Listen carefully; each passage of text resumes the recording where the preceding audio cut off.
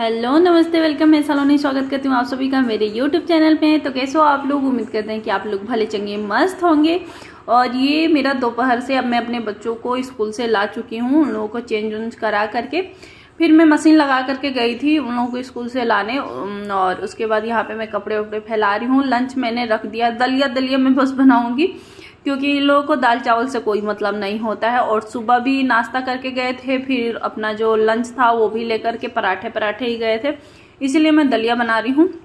और मैं पूरी कोशिश करती हूँ कि दिन में रात में या दिन में मतलब पूरे एक दिन रात मिल करके कभी तो दलिया ये लोग खा ले, तो वही। और यहाँ पे मैं अपने कपड़े फैला रही हूँ और थोड़ा बहुत काम, जैसे अभी करवा चौथ आने वाला है, दिवाली आने वाला है, तो कुछ कुछ चीजें ऐसी हैं जो मुझे तैयारी करने हैं। कुछ मैंने कर लिया है, कुछ मुझे करना है।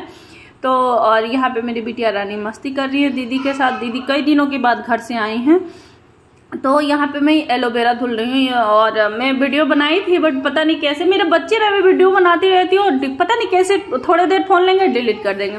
तो एलोवेरा का ना सब मतलब वो जड़ बाहर हो रहा था और ये सब जो है, तो मैंने कहा कि जो मतलब मेरी यूज लायक है उसे तोड़ लेती हूँ और इसको मैं भिगा करके थोड़ी देर रख दी। इसका जो येलो वाला पार्ट होता है वो निकल जाता है क्योंकि वो बहुत ही नुकसानदेह होता है। और उतना करने के बाद यहाँ पे हल्की हल्की वाली धूप आ रही थी। मैं दोनों बेड मतलब एक बॉक्स जो मैं बगल में पहले अपने बेडरूम में लगा रखी थी, मैं यहीं पे ला करके रख दी हूँ क्योंकि यहीं पे धूप आएगा। तो मैं तो इसीलिए सोची थी कि यहाँ पे थोड़ी देर बच्चे खेल लेंगे, मालिश हो जाएगा, तो इसीलिए तो यहाँ पे पहले मैं अपने बेटे का मालिश करूंगी, उसके बाद बिटिया रानी का मालिश कर दूंगी। और ये है ना कि जैसे एक यही जगह है जहाँ धूप आएगा, बाकी कोई ऐसा जगह नहीं है। तो हम लोग सोचे कि और यहाँ पे जैसे कोई आ गया हो जाता है ना, तो कोई नीचे सोता है तो वाकई बहुत अजीब लगता है। जैसे नीचे का मतलब कि गद्दे पे ही सो रहा है और अंदर हम लोग बेड पे सो रहे हैं, तो थोड़ा अजीब लगता है कि नहीं।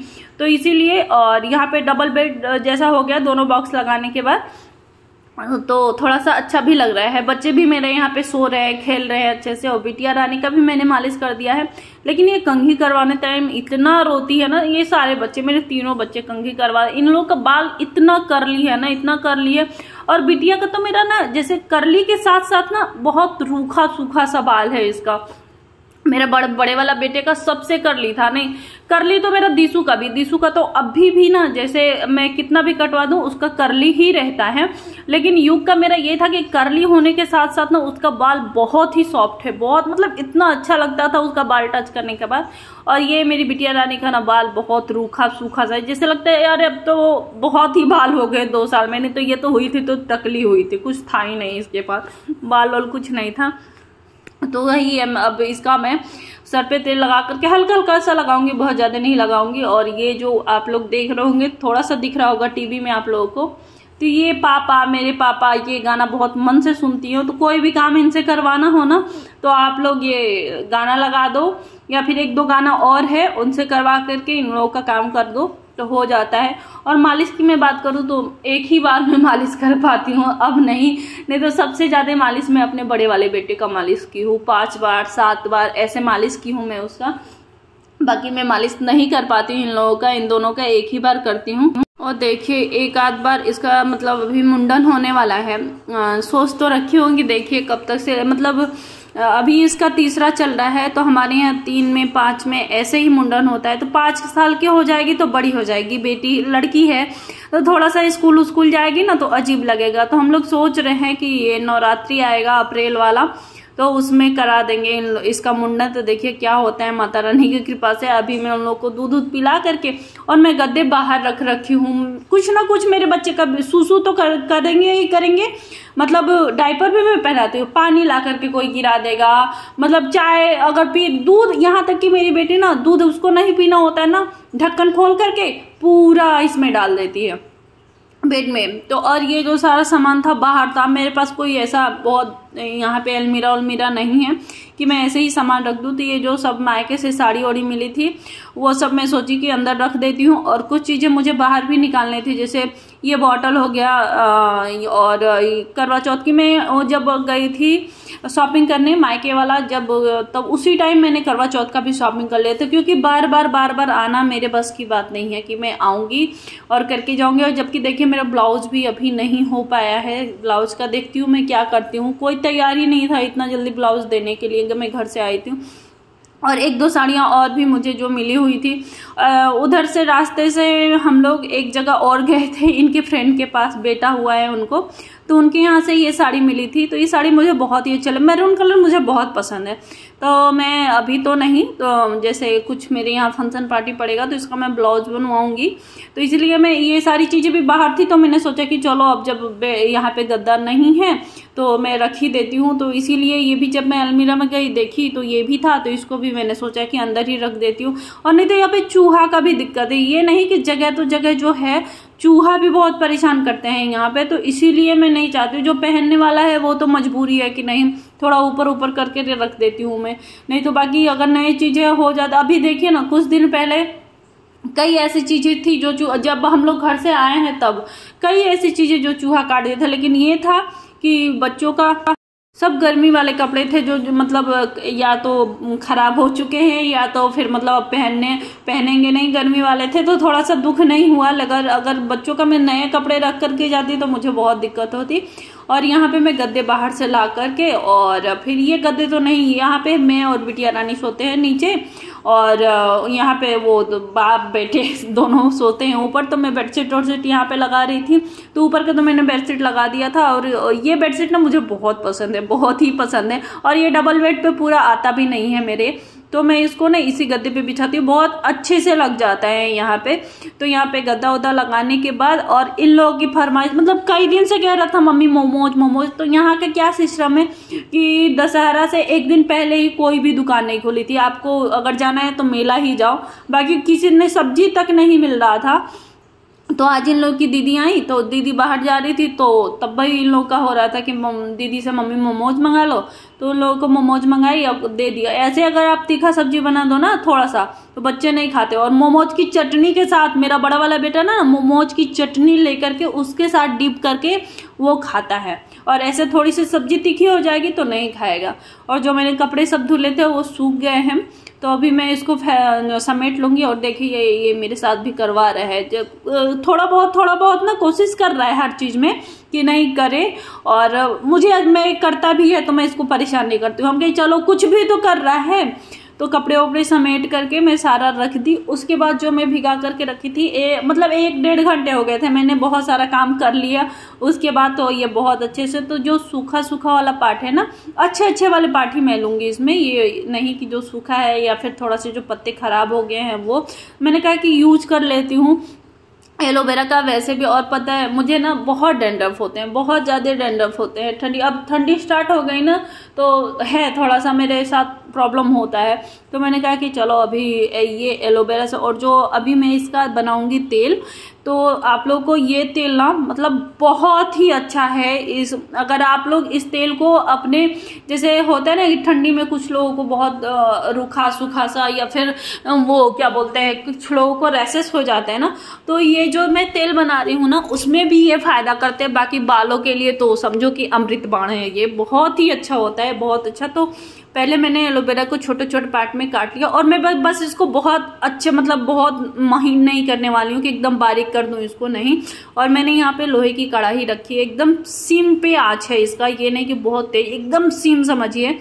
और कढ़ाई मेरी थोड़ी सी गर्म हो गई थी क्योंकि मैंने इसको अच्छे से धुला। ये लोहे की कढ़ाई है, मैं बस या थोड़ा बहुत मेरे यहाँ जैसे कोई फंक्शन पार्टी होता है तब मैं इसे यूज करती हूँ, नहीं तो मैं अपने बालों के लिए ही कुछ बनाना हो तो ही मैं इसे यूज करती हूँ। तो मैंने अभी एलोवेरा को इसमें डाल दिया है, और ये जब थोड़ा सा उबल जाएगा ना, देखिए अभी जब ये थोड़ा सा उबल गया, ये तो पानी ही है बस। और ये पैराशूट का मैंने नारियल का तेल लिया है, मैं या तो पतंजलि या पैराशूट का नारियल का तेल ही यूज करती हूँ।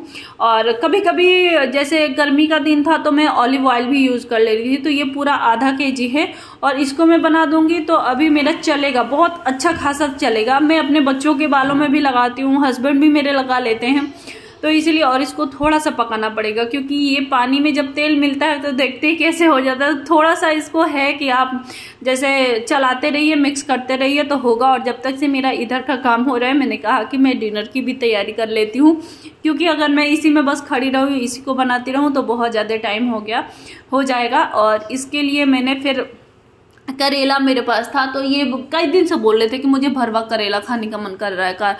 और जब मैंने देखा तो मेरे पास मतलब 5 करेले थे। मैं 1 पाव ही लाती हूँ, बहुत ज़्यादा मतलब मैं नहीं लाती हूँ, क्योंकि मेरे यहाँ भुजिया भी बनता है ना करेले का, तो बहुत सारा प्याज उसमें पड़ता है, तो इसीलिए हम लोग के लिए 1 पाव इनफ होता है। तो एक उसमें से खराब ही निकल गया, 4 ही निकला, लेकिन हम लोग के लिए बहुत है।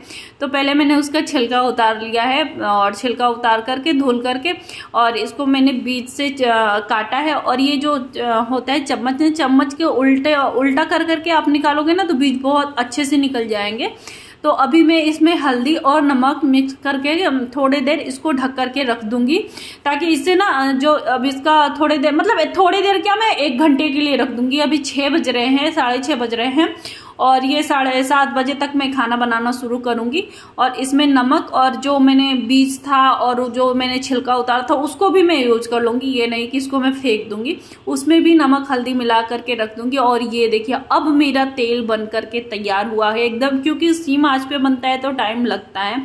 और उसके बाद थोड़ा सा मैंने ठंडा होने दिया है, बहुत ज़्यादा इसको मैं ठंडा नहीं करूँगी। एक तो नारियल का तेल है और यहाँ का मौसम भी बहुत, मतलब अभी मैं बात कर रही थी अपने हस्बैंड से कि जब अभी ये हाल है तो बाद में क्या होगा। तो ये देखिए मेरा तेल बन के तैयार हो गया।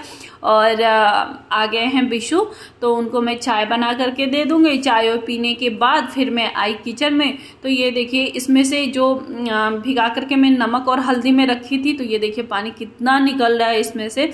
और जब ये निकल जाएगा ना तो एकदम जो कड़वापन होता है ना कि एक करेले का लोग नहीं खाना चाहते हैं, या फिर होता है ना कि अरे नहीं कड़वा लगेगा, तो वो चीज़ तो एकदम ही नहीं रहेगा। देखिए अच्छा खासा ये पानी इसमें से निकल जाता है।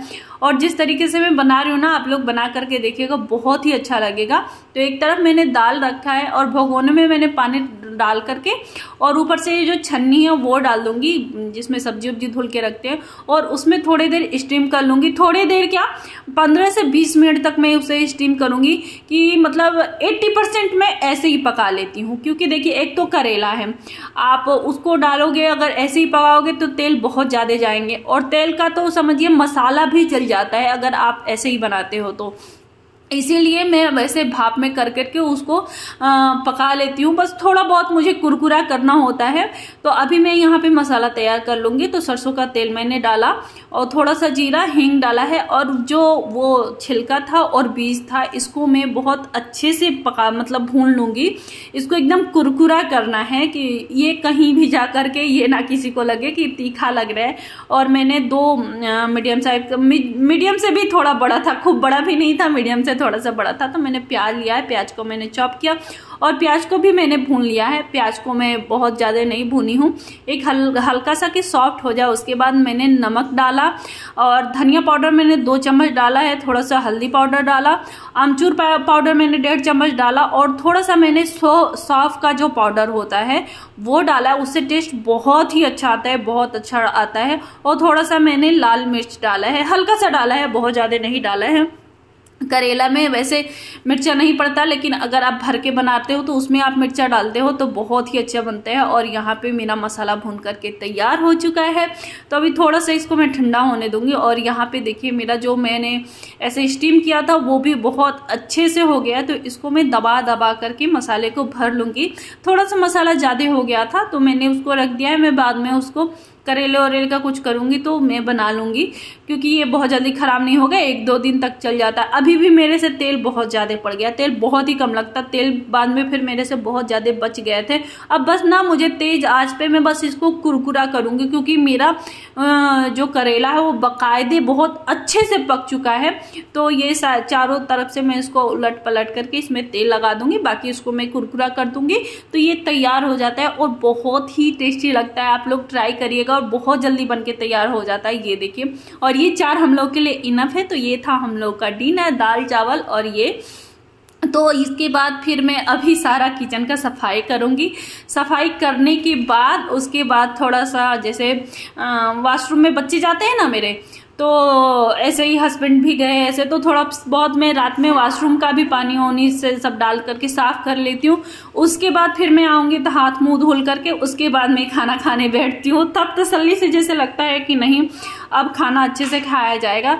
तो जब तक से ये सारा काम कर रही हूँ, प्लीज़ आप लोग मेरे चैनल पे नए हो तो मेरे चैनल को सब्सक्राइब कर लीजिए और ध्यान से बेल आइकन प्रेस कर लीजिएगा, ताकि हर वीडियो का नोटिफिकेशन आप लोग तक पहुँचे, आप लोग अपना प्यार दुलार मुझे दे सके। और एक लाइक कर दीजिएगा और छोटा सा प्यारा सा एक कमेंट करके जाइएगा, बहुत अच्छा लगता है उस कमेंट से। और प्लीज़ फुल वॉच किया करिए, क्योंकि आप लोग का प्यार और दुलार मुझे बहुत ज़रूरत है। होता है ना कि मेहनत करते रहो और नहीं हो भी रहा है, मैं ये नहीं, जहाँ मैं कंटिन्यू करती हूँ ना मुझे बहुत मतलब बहुत सपोर्ट देते हो आप लोग। तो प्लीज़ ऐसे ही अपना प्यार दुलार आप लोग बनाए रखिए। और कैसा लगता है मेरा ब्लॉग आप लोग जरूर कमेंट करके बताइएगा। तो मिलते हैं हम आपसे अगले नए ब्लॉग में, तब तक के लिए बाय बाय, राम राम जी।